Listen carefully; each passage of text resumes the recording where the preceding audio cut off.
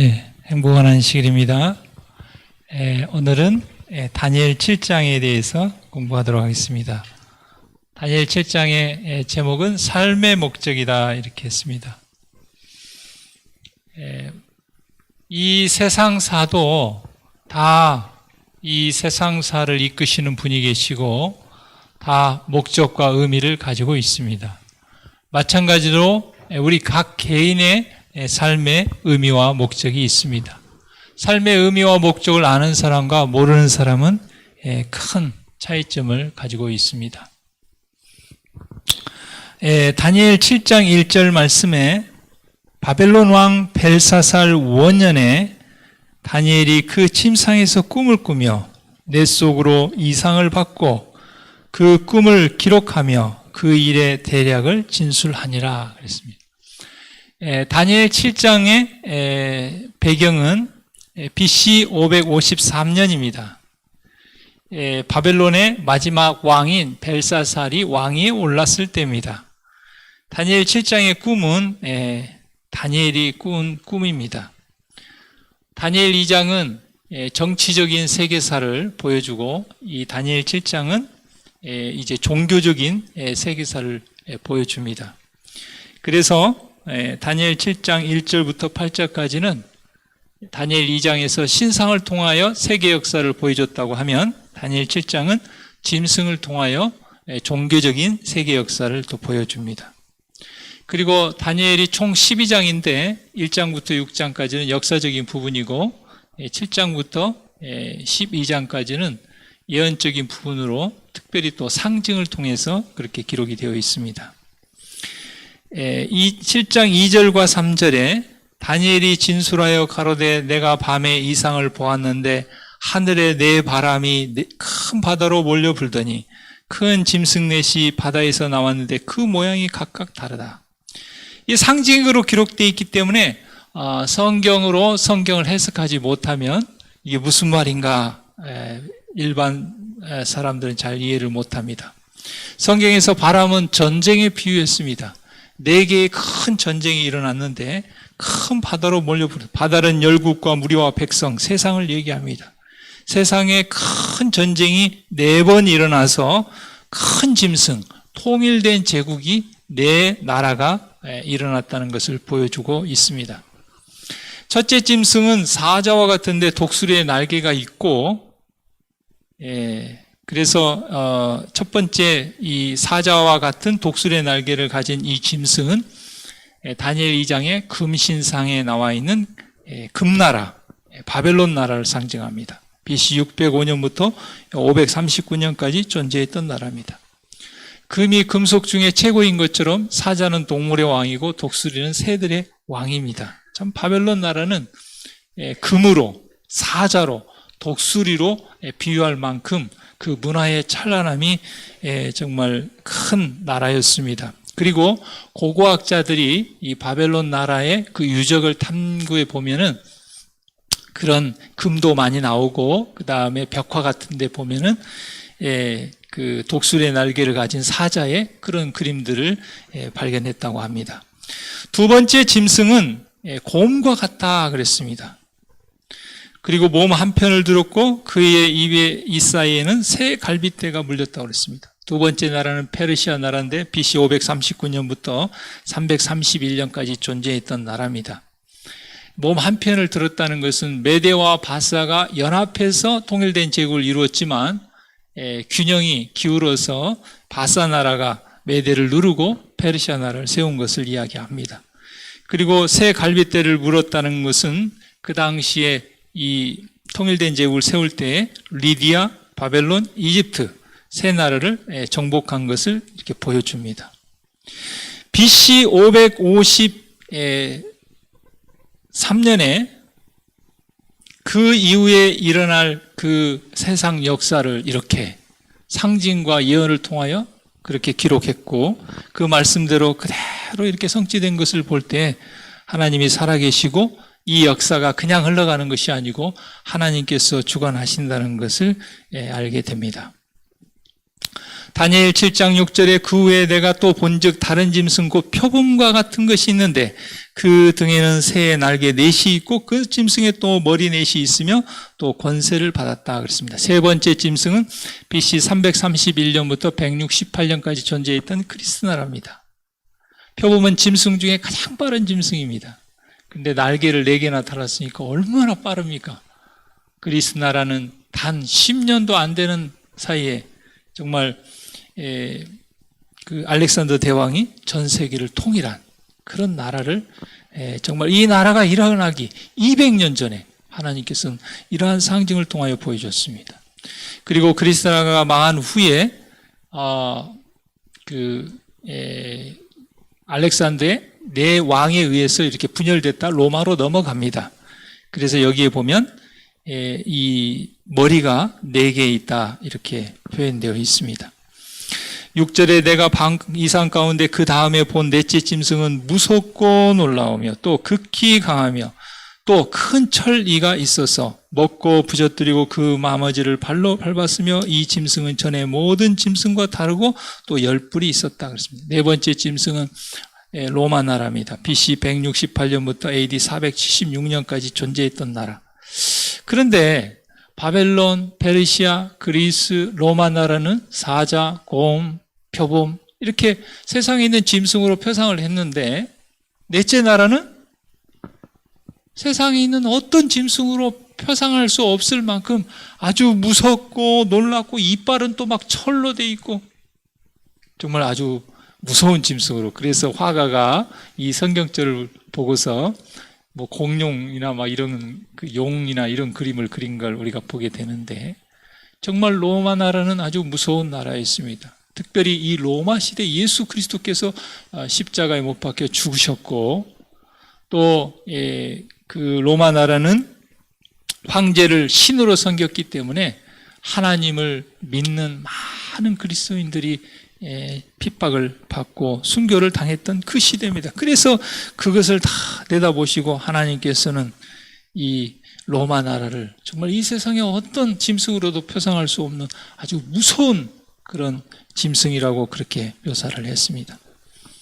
그리고 마치 다니엘 2장에 10발가락으로 10나라로 분열된 것처럼 10뿔로 로마가 망한 후에 10나라로 분열된 걸 알게 됩니다.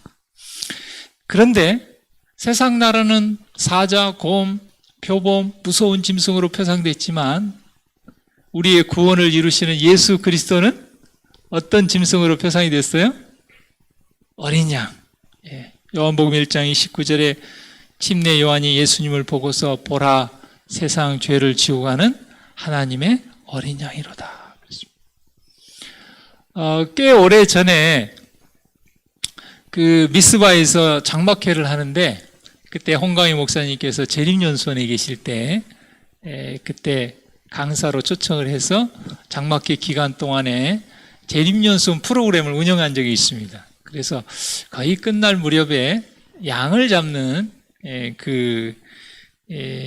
그런 프로그램이 이제 들어 있었고 제가 이제 순서 파트가 있어가지고 거기 같이 이렇게 있었는데 양을 못 구해 가지고 하얀 염소인가를 구했어요.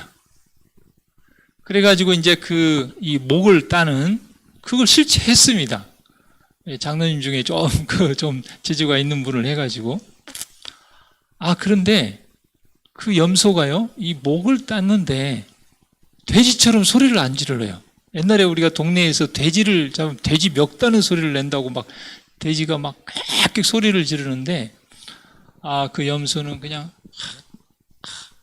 이렇게 하면서 피를 흘리면서 그 순하게 그 죽는 그 모습을 보면서 하나님께서 정말 세상 죄를 지어가는 하나님의 어린 양으로 예수 그리스도를 그렇게 정말 예수님께서는 어린 양처럼 자발적으로 우리의 구원을 위해서 아무런 불평이나 그런 걸 하지 아니하시고 오히려 한쪽 구원받지 못한 강도는 어떻게 했습니까?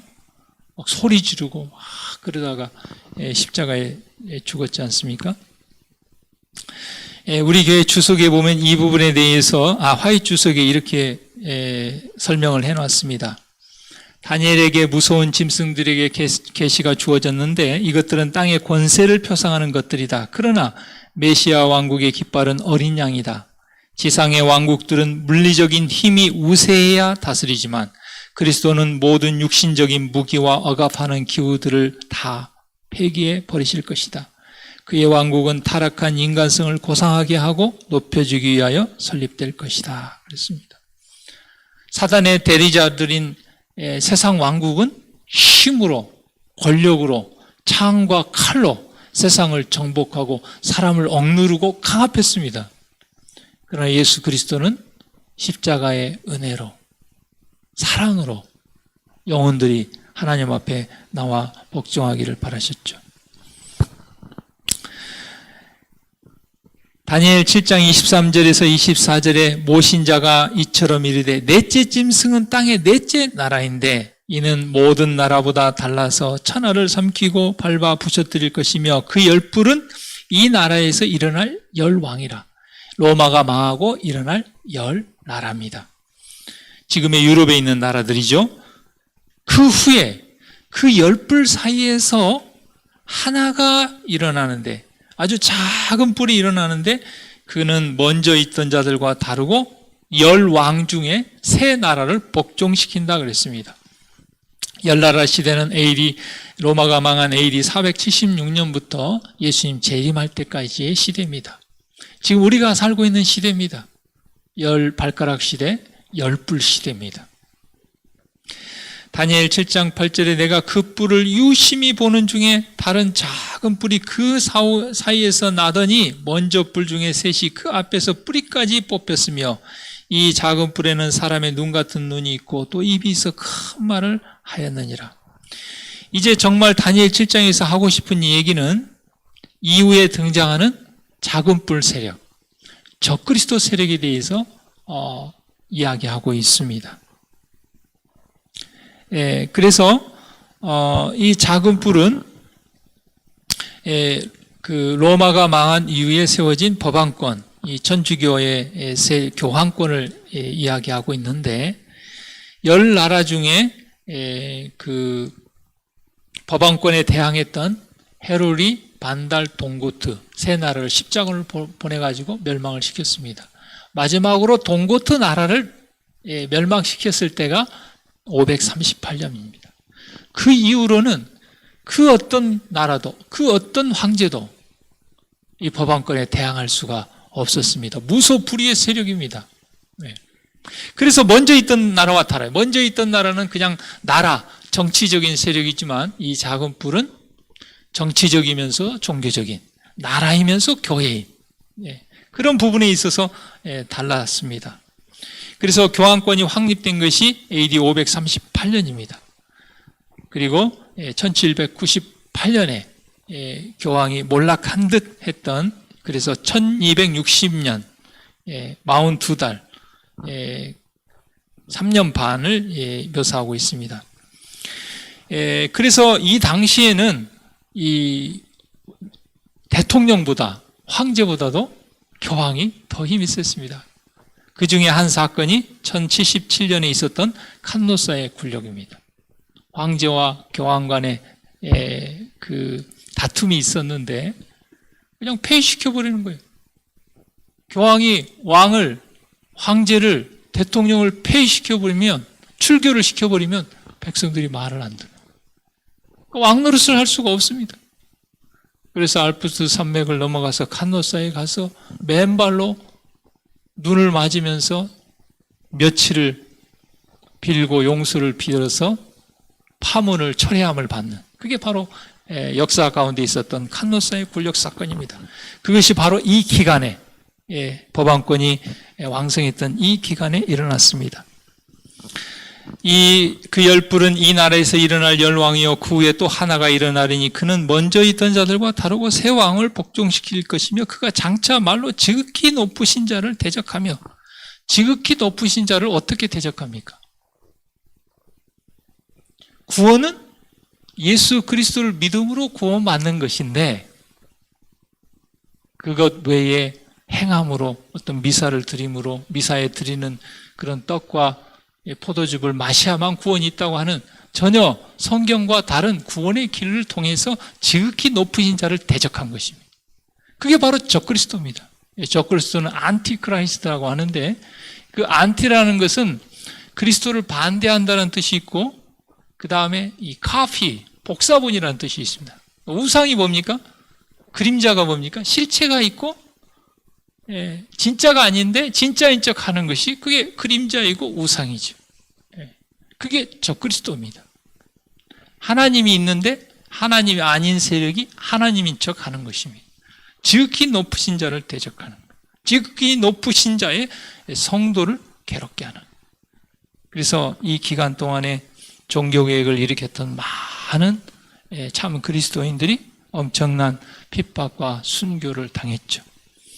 이 기간 동안에 때와 법을 변개코자 할 것이며 또 한때와 두때와 반때를 지나라. 이때는 이제 원어상으로 1년을 얘기합니다. 그러니까 1년, 2년, 반년 하니까 3년 반이고 3년 반은 42달이고 42달은 1260일이고 1260일은 이 상징적인 예언의 부분에서 1일 1년 원칙을 적용하면 1260년입니다.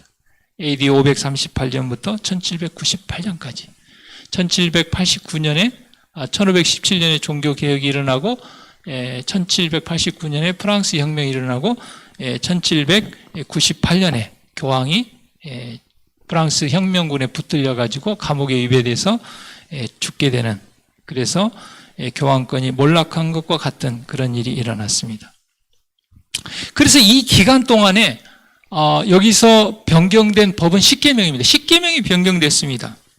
하나님의 십계명은 출애굽기 10장과 신명기 5장에 나와 있는데 우리가 잘 아는 것처럼 십계명을 잘 아는데 이 가톨릭계의 십계명은 달라요. 첫 번째는 비슷하게 돼 있는데 둘째 계명을 없애버렸습니다.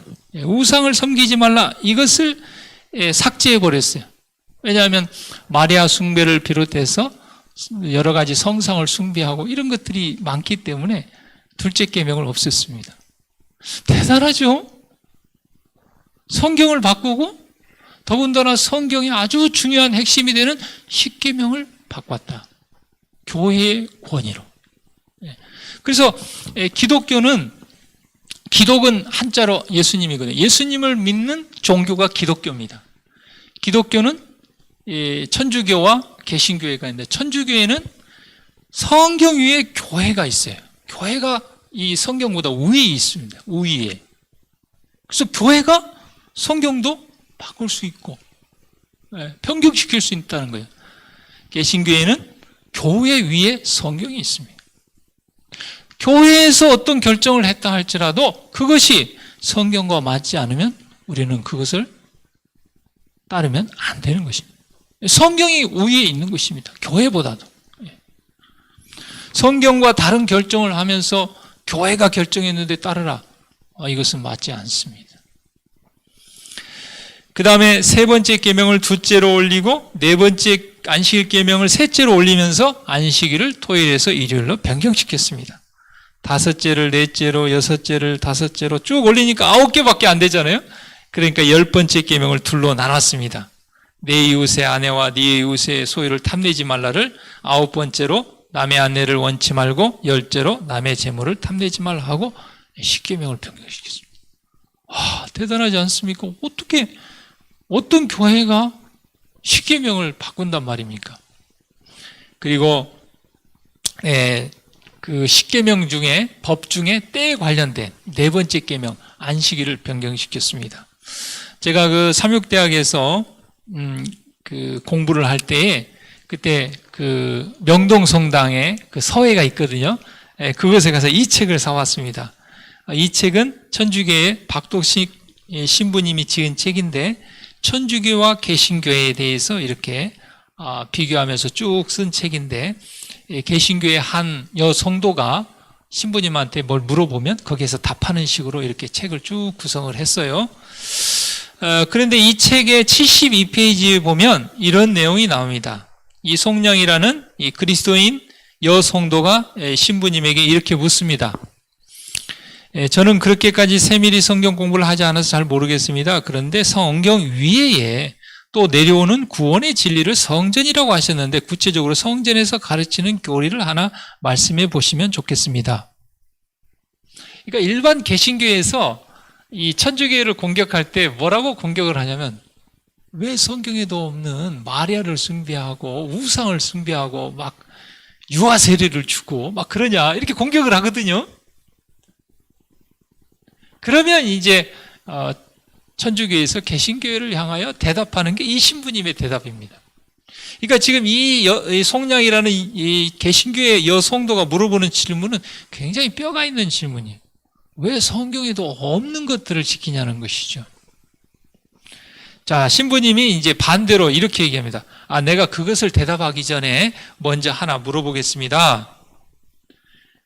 개신교회에서 일요일을 주일로 지내고 있지요? 성경은 어디에서 그 근거를 찾아볼 수 있습니까? 성경에는 분명히 안식일을 주장해갖고 안식일은 토요일입니다. 누가 한 말이에요? 천주교의 신부님이, 박두지 유명한 이 책을 낼 정도로 유명한 이 신부님이 한 말입니다. 그런데 어찌하여 성경에도 전혀 없는 일요일을 주일로 지내고 있습니까? 일반 개신교를 이렇게 얘기하면 그 사람들은 할 말이 없어요. 왜 성경대로 안 하냐고 공격을 했는데 그 교회에서 뭐라고 그래요? 천주교에서 개신교회에 그래? 우리 성경대로 안 한다고? 그러면 노인들은 왜 성경대로 한다고 하면서 성경에 없는 왜 일요일을 예배드리냐? 할 말이 없는 것이죠. 그때 신부님이 이렇게 설명을 합니다. 성경에는 그런 말이 전혀 없습니다. 일요일을 주일로 지내는 것은 예수님의 부활하신 일요일을 신약시대의 중심일로 생각하고 사도들이 정한 것입니다. 이 사도들이 정했다는 것이 뭐냐면 AD 364년에 천주교의 라오디게아에서 있었던 교회 총회에서 안식일을 토요일에서 일요일로 변경시킨 겁니다. 그걸 얘기하는 거예요. 쉽게 얘기하면 우리 교회가 교회의 권위로 십계명도 바꿨던 것처럼 예배일도 바꿨다. 근데 이미 이 사실을 언제 예언해놨어요? 라오디게아 회의가 일어나기 800년 전에 다니엘 7장에 작은 뿌리 법왕권 세력이 1260년 AD 538년부터 1798년 그 무소불위의 그 권한을 행사하는 교황권이 번성한 그때에 법을 바꾸고 법 중에 때에 관련된 안식일을 바꿀 것이다 예언한 것이죠. 예언대로 그렇게 한 것입니다. 그러면서 이 신분이 이렇게 얘기했어요. 이런 전통은 이건 성경의 근거 아니고 뭐예요? 전통. 교회의 권위로 그렇게 했다. 그래서 가톨릭회가 아니면 이런 전통은 어느 종파에서 말할 수 없다. 자, 이 신부님의 논리는 그겁니다. 우리는 교회의 권위로 십계명도 바꿨고 예배일도 안식일 토요일에서 일요일로 바꿨다. 예배일도 바꿨는데 하물며 다른 것도 교회의 권위로 할 수 있다. 그렇게 주장하는 거예요.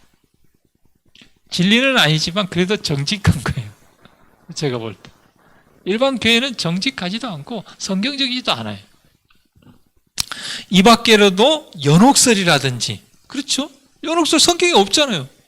누가 만들었어요? 교회가 만들었어요. 그래가지고 그때 그 성 베드로 성당 건축하기 위해서 뭘 팔았어요? 면죄부. 그래서 정말 신앙심이 있는 사람은 천국 가고 신앙심이 없는 사람은 지옥 가는데 애매한 사람은 연옥에 있다. 그런데 그 후손들이 그 조상에 대한 죄의 면죄부를 돈 주고 살면 각 시대에 지금 그렇게 나와 있죠. 그 헌금함에 땡그랑하고 헌금을 하는 순간 연옥에 있던 그분이 연옥에서 어디로? 천국으로. 그리고 그 돈을 모아가지고 성베드로 성당. 그게 너무 성경적이지 않으니까 천주교의 신부인 루터가 1517년에 뭐 한 거예요? 종교개혁을 일으킨 겁니다. 오직 믿음으로 구원받는다. 오직 성경으로 돌아가야 된다. 그래서 성령께 대한 기도라든지 유아 세례의 전통 등등 한마디로 성경에 불투명하게 되어 있는 것은 다 그렇게 됐다. 그렇게 설명하고 있습니다. 그런데 여러분, 다니엘 이제 7장 26절에 27절. 이게 정말 가장 중요한 주제는 다니엘 이 7장 26절부터 있는 내용입니다. 그래서 1절부터 8절에 있는 그 종교적인 세계사가 주제가 아니고, 작은 뿔이 주인공이 아니고, 진짜 주인공은 누구예요? 하나님 예수 그리스도십니다. 아무리 법안권이 그렇게 강성하고 막 십계명을 바꾸고 안식일을 예배를 변경시키고 하나님을 신실히 믿는 그리스도인들을 핍박한다 할지라도 누가 계신다? 하나님이 하늘에 계셔서 뭐 하신다? 공의롭게 심판하신다는 것입니다. 그러니까 여러분, 우리가 세상에 살면서 신앙을 하면서 억울하다, 정말 이런 일들이요, 너무 염려하지 마세요. 하나님께서 다 기록해놨다 심판하시. 하나님의 기록은요, 보이지 않는 마음의 동기까지 다 기록해 놓습니다. 기록책이 있어요. 생명책이 있고 기념책이 있고 죄책이 다 기록. 그러니까 사람은 보이는 것만 기록하잖아요. CCTV는 보이는 것만 찍잖아요. 근데 하나님은 혼과 영과 골수를 찔러 쪼기까지 마음의 깊은 생각과 동기까지도, 보이지 않는 것까지도 다 기록. 그러니까 누구도 뭐 할 수 없어요? 변명할 수도 없고 부정할 수도 없습니다. 하나님의 심판은 너무나 공의롭고 공정합니다. 심지어는 멸망당하는 악인도 어때요? 하나님의 심판은 공의롭다, 이렇게 얘기할 정도로. 억울하지 않다, 그렇게 얘기할 정도로. 그러나 심판이 시작된 즉 그는 권세를 빼앗기고, 사단과 사단의 대리자들은 다 그 권세를 빼앗기고 끝까지 멸망할 것이요, 나라와 권세와 온천하 열국의 위세가 지극히 높으신 자의 성민에게 붙임 바 되리니 그의 나라는 영원한 나라이라. 모든 권세 있는 자가 다 그를 섬겨 복종하리라. 그러니까 여러분, 억울하게 죽은 그리스도인이 얼마나 많습니까? 단지 예수님 믿는다 하나 때문에 굶주린 사자에게 잡혀 죽고 불에 화형당하고. 그러나 그 모든 것을 다 하나님께서 알고 계시고 그걸 다 기록해 놓으셨고 그 모든 걸 다 하나님이 심판하신다는 것입니다. 내가 보았는데 왕자가 너희고 옛적부터 항상 계신 이가 자정하시는데, 이 다니엘이 하늘 보좌를 본 것 같아요. 하나님의 보좌, 하나님의 성전. 그러니까 이 땅만 바라보면 지금까지 있었던 작은 뿔이 막 때를 변경시키고 법을 변경시키고 하나님의 성민을 막 핍박하고 이런 거 보면 어때요?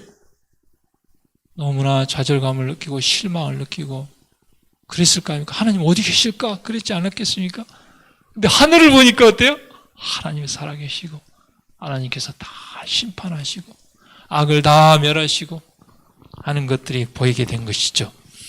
그 옷은 희기가 눈 같고 그 머리털은 깨끗한 양의 털 같고 그 보좌는 불꽃이요 그 바퀴는 붙는 불이며 불이 강처럼 흘러 그 앞에서 나오며 그에게 수종하는 자는 천천히요 그 앞에 쉬한 자는 만만이며 심판을 베푸는데 뭐가 있어요? 책들이, 생명책, 기념책, 죄책. 생명책은 어때요? 하나님을 믿는 사람, 구원받는 사람의 이름이 기록된 생명책. 그 다음에 기념책은요, 그리스도인들의 선한 행실들을 다 기록하는. 죄의 책은요, 악인들의 죄를 다 기록하는. 그러니까 이 심판이 그냥 대충 판사, 이제 고시 보고 합격해가지고 그 세상 경험도 없는 그 사람에게 그 심판을 맡기지 않았어요. 전능하신 하나님조차도 뭘 가지고요? 기록된 책을 가지고 공명정대에게 다 공의롭게 억울한 사람 없이 심판을 하시는 것입니다. 그래서 성도들을 위하여 신원했다. 참 신원이란 말 너무 좋은 말 아닙니까? 정말 아마 그런 사람도 많지 않겠어요? 사람 안 죽였는데 사람 죽인 살인자로 몰려가지고 지금은 이제 사형수지만 사형을 안 시키잖아요. 옛날에 사형 시켰잖아요. 그래가지고 억울하게 죽은 사람들도 많을 거예요. 그렇지 않겠습니까? 이름도 없이 빛도 없이 아마 그리스도인들 중에도. 근데 그것을 다 뭐 해주신다고요? 신원해 주신다. 억울함을 다 하나님이 풀어주신다는 거예요. 그러니까 성도 여러분, 이 땅에서 내 억울함이 풀어지지 않는다고 너무 답답해하지 마세요. 언젠가는 하나님께서 하늘에서 다 보고 계시고 그걸 다 신원해 주실 것입니다. 때가 이름의 성도가 나라를 얻으리라 그랬습니다. 자, 여기 그 생명책에는 아까 말한 대로 하나님을 믿고 구원받는 사람들의 이름이 기록되어 있고, 하나님의 기록책에는 의로운 행위가 빠짐없이 영원히 기록되는데, 엄청난 일만 기록한 게 아니고 내가 유혹을 물리친 것, 악을 이긴 것, 부드러운 자비로 표현한 말, 이런 것들이 다 기록되어 있다 그랬습니다. 그 다음에 회개하지 않고 용서받지 못한 죄의 책, 기록책에 또 죄를 기록합니다. 한 번 죽는 것은 사람에게 정하신 것이요 그 후에는 심판이 있으리니,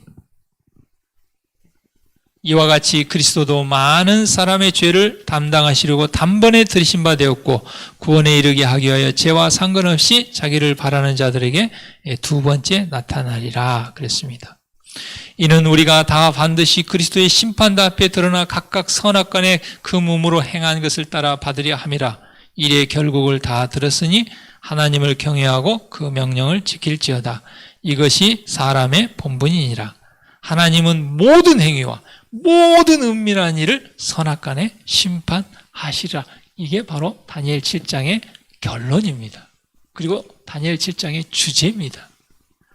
세상 역사가 그냥 우연히 그렇게 흘러가는 것이 아니고, 하나님께서 우주를 다스리시고 역사를 주관하시고 우리의 인생을 다 주관하시고 다 알고 계시고, 모든 행위에 대하여 모든 은밀한 것, 보이지 않는 것까지도 다 선악간에 뭐 하신다는 거예요? 공명장대에게 심판하시고 억울함도 풀어주시고 다 해주신다고 약속하셨습니다. 우리가 다니엘 7장의 이 약속의 말씀을 붙들고 세상에서 하나님의 이름으로 담대히 나아가 하나님의 품성을 증거하는 저와 여러분이 되기를 간절히 바랍니다. 기도하겠습니다.